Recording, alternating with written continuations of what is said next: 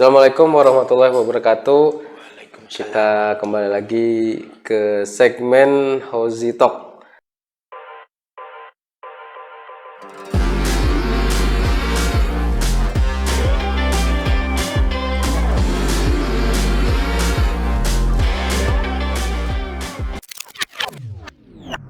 Kali ini kita akan berbincang-bincang bersama rekan kita, Mas Eko.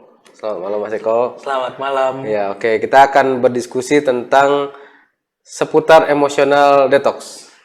Oke. Silakan Mas Eko kalau ada yang mau ditanyakan. Mungkin karena kan ini Pak, kita pengen ngebahas terkait dengan penyakit HIV. Oh, oke. Penyakit Karena HIV ya. ada beberapa konten di YouTuber yang senior itu membahas tentang HIV/AIDS. Ya. Nah, Lagi marak juga sekarang ya, Iya. HIV ya. karena kan juga banyak faktor tuh kan penularannya terkait Iya. HIV segala macam. Ada gak sih HIV kita bisa treatment atau terapi Iya. menggunakan emotional detox? Karena kan kalau secara keilmuannya Ya. itu kan virus yang sudah tercampur dengan darah. Ya. Dan sampai sekarang pun mungkin belum ketemu obat yang tepat gitu. Ya. Yang saya tahu hanya ada obat untuk memperlambat Ya. gitu kan, Pak. Ya. Mungkin bisa mungkin buat teman-teman yang Oke. pengen tahu gitu kan. Oke. Ini bisa. Ya. Oke, emang menarik nih HIV ini, menariknya karena ini agak-agak tepi jurang ya kan ngomongin HIV. Tapi biar gimana pun kita nggak bisa menutup diri atas fenomena ini gitu kan. Iya. Apapun penyebab dari munculnya HIV sendiri itu ya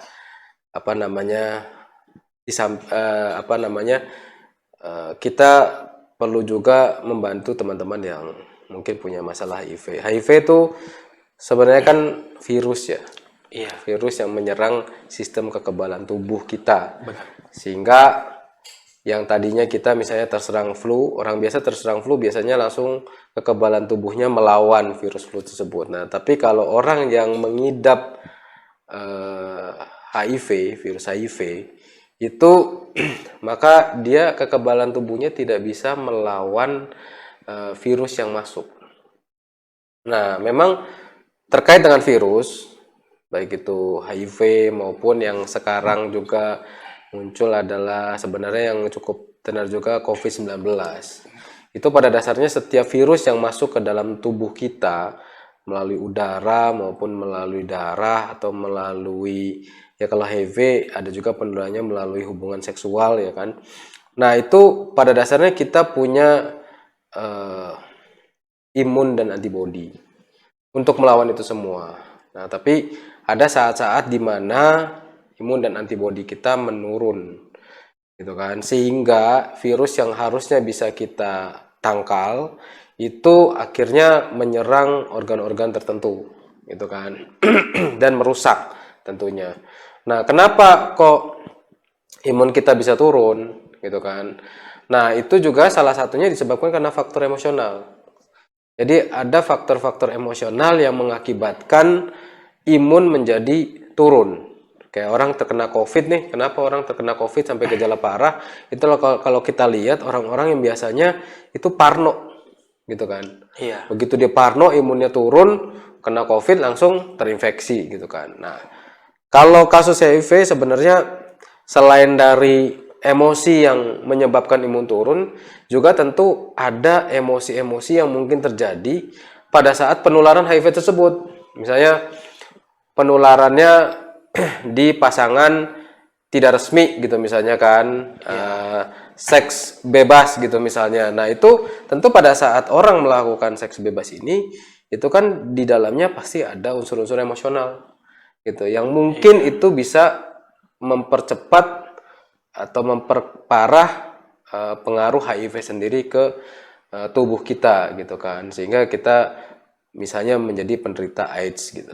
Nah, itu yang tentu kita harus gali juga masalahnya ada di mana. Nah, dan apakah bisa disembuhkan atau tidak? Ya, kita kembalikan lagi tentunya Apakah misalnya dengan diperbaikinya emosional seseorang itu bisa meningkatkan imun tubuhnya dia sehingga bisa berfungsi lagi dengan baik dan menangkal virus tersebut. Gitu. Oke. Tapi secara di terapi di emotional detox itu Iya. bisa diatasi. Ya, bisa kita Kita coba. berikhtiar lah ya. Ya, kita berikhtiar, betul. Nah, terkait HIV juga kan banyak nih Pak penularannya Pak.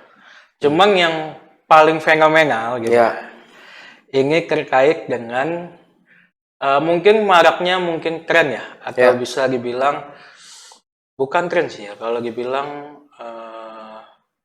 kita nggak bisa menutup mata adanya LGBT Pak. oke. Ya. Nah, salah satu faktor mungkinnya Ya, untuk penularan HIV/AIDS mungkin lewat LGBT. ya. Nah, kita membahas LGBT-nya dulu, Pak. Oke. Karena kan untuk HIV kita sudah itu mungkin pengeluaran udah di riset lah sama kedokteran untuk pengeluarannya. Nah, kita bagaimana sih cara mencegahnya kan? Karena kalau LGBT kita di negara kita kan pasti kontra ya. Ya, nggak boleh lah ya. Secara hukum, secara legal nggak diperbolehkan juga ya. tidak Betul. Tapi kalau untuk hukum saya juga kurang tahu ya, karena undang-undangnya juga belum saya pelajari. Iya. Tapi secara norma agama dipastikan sudah tidak boleh. Gitu. Betul. Nah, penyebab orang LGBT, apakah ada faktor dari emosi, Pak? Oh, ya tentu kurang lebih ada. Jadi gini, mungkin kita bicara betul berdasarkan data ini Kemenkes bahwa 70% penyebaran HIV terjadi pada pasangan sejenis. Ya kan? 70% itu lumayan signifikan, ya kan? Itu 70% secara global secara di Indonesia. Itu menurut data Kemenkes. Jadi 70% terjadi penularan HIV AIDS itu dari hubungan seks pasangan sejenis. Ya kan? Ini 70%. Maka ya betul, kita cari tahu ini akarnya apa nih? Oh, akarnya pasangan sejenis. Itulah kenapa juga misalnya agama itu melarang kita untuk berhubungan dengan sama jenis ya. Tapi fenomena ini kan tidak bisa kita bantah. Benar. Dan tidak bisa kita abaikan.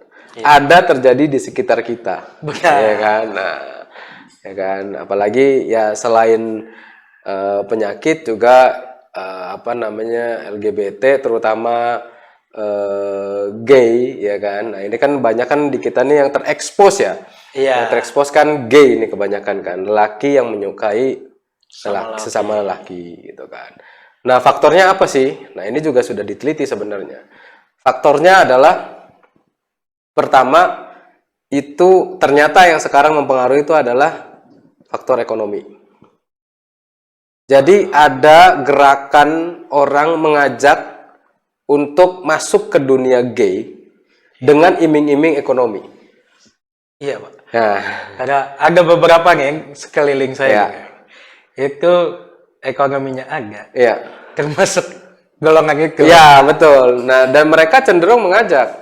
Mereka mengajak ya kan orang yang tadinya mungkin normal itu untuk masuk ke dunianya mereka. Gitu kan. Yang kedua, ada juga faktor emosional tentunya.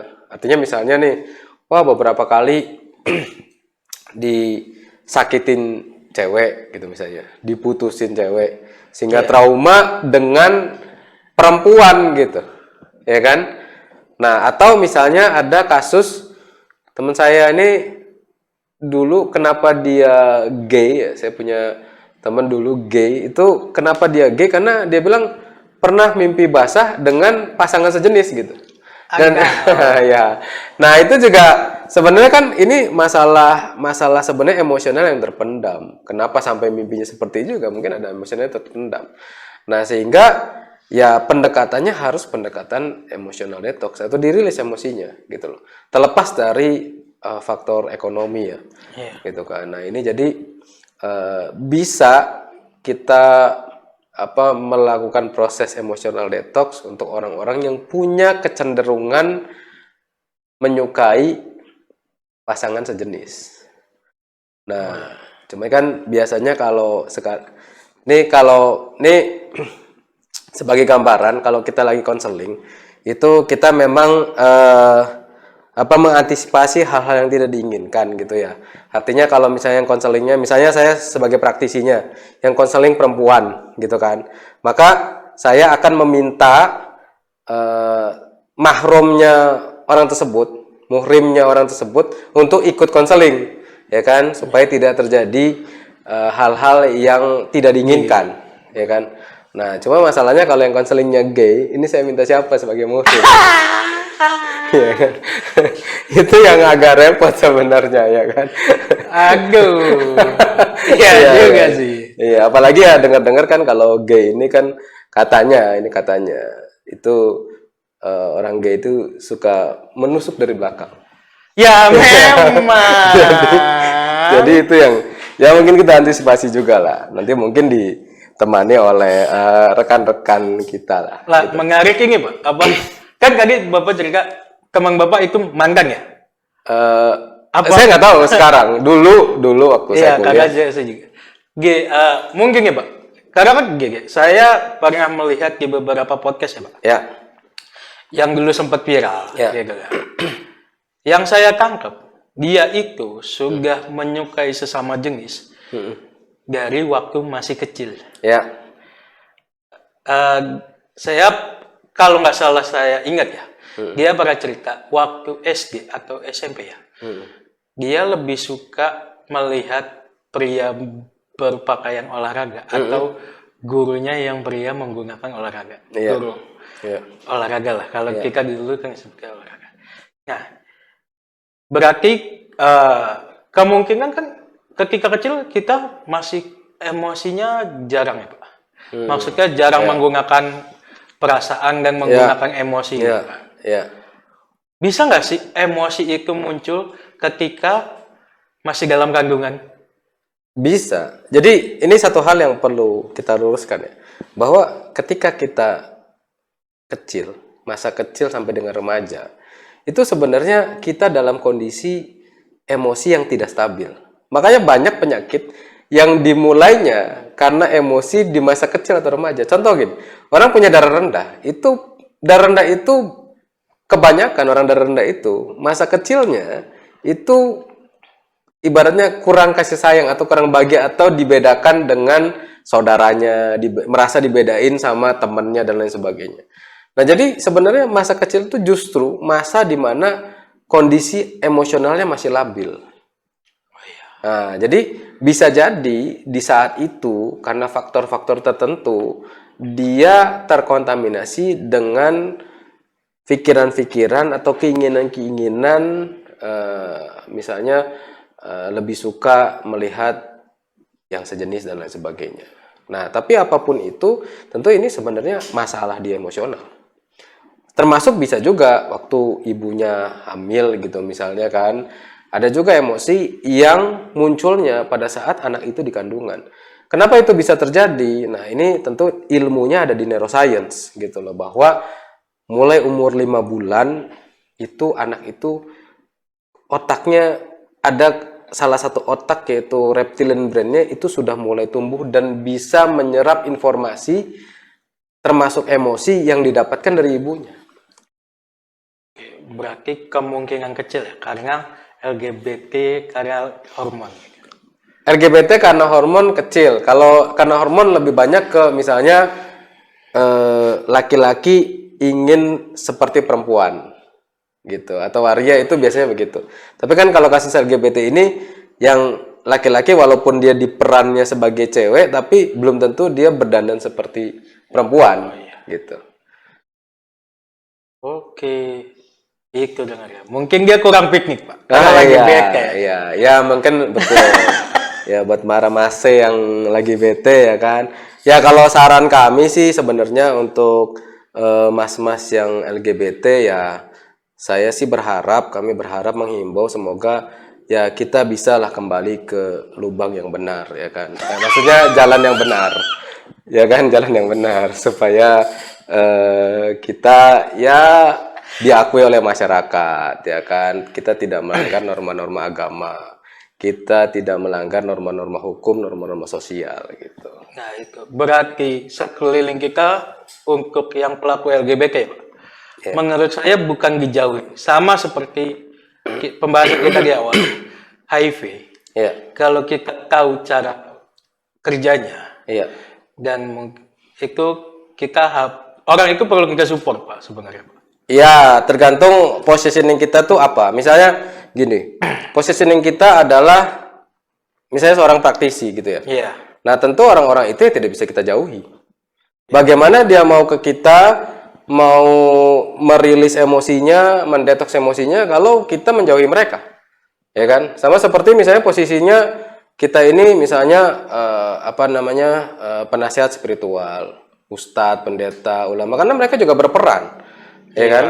Nah, sama seperti dokter, dokter kan nggak bisa ngejauhin orang AIDS, Benar, harus mendekati. Nah, sama seperti misalnya orang-orang yang misalnya, oh ternyata ini masalahnya ekonomi, kebetulan saya bisa nih menampung orang-orang yang misalnya ekonominya kurang, gitu kan, untuk bekerja atau mendapatkan beasiswa dan lain sebagainya, sehingga terhindar dari pengaruh LGBT itu tadi, gitu loh. Dan kita tidak bisa menutup diri atas itu, gitu loh, untuk orang-orang tertentu, kecuali kita nggak punya peran apa-apa, kemudian kita deketin di mereka, gitu kan, itu resiko. Ya, resiko, gitu loh. Nggak ada tujuannya. Nggak ada tujuannya, resiko, gitu Kalau loh. nggak ada tujuannya, Ya, betul. Hanya ingin tahu gitu, jangan. Gitu, karena ini ada kemungkinan kita ingin coba-coba. ingin coba-coba apalagi, ya kan? Jangan sampai, gitu loh. Tapi kalau kita punya kapasitas untuk memperbaiki kondisi mereka, ya why not? Tentu kita punya tanggung jawab atas itu. Karena kan kita even pun kita manusia biasa, ya, Pak. Iya, Kalau menurut saya kita juga wajib menyadarkan sih. iya, betul. Ya kan? Nah, kebetulan teman-teman di emotional detox ini kan awalnya kita untuk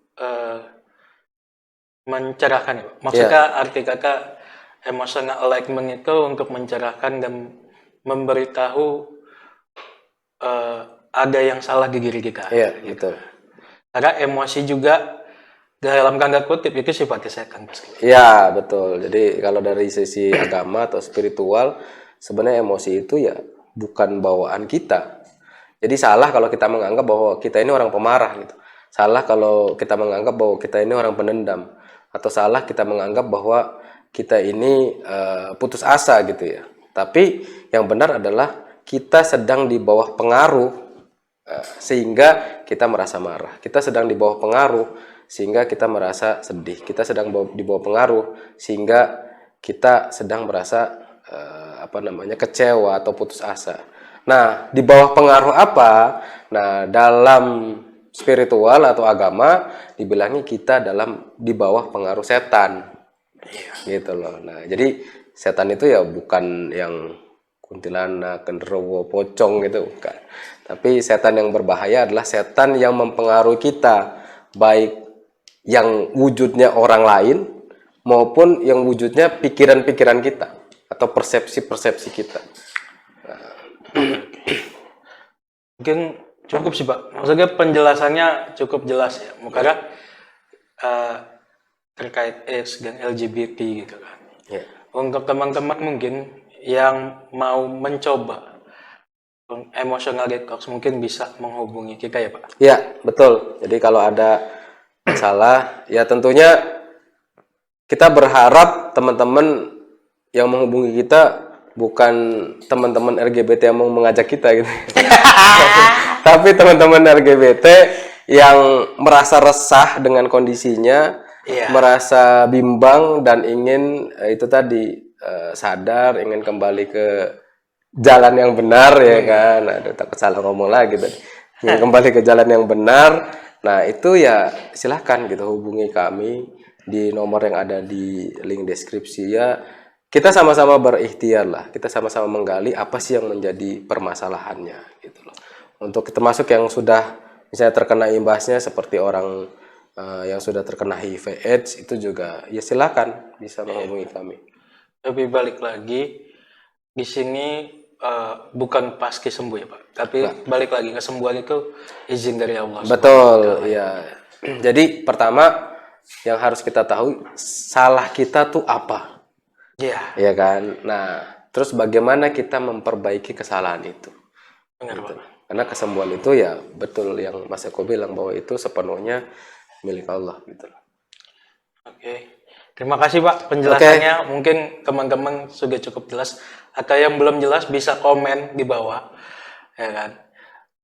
Sehingga kita bisa nanti kalau memang itu kita akan balas untuk komennya. Ini cukup sampai di sini. Terima kasih teman-teman. Oke, terima kasih atas waktunya. Assalamualaikum warahmatullahi wabarakatuh. Waalaikumsalam warahmatullahi wabarakatuh.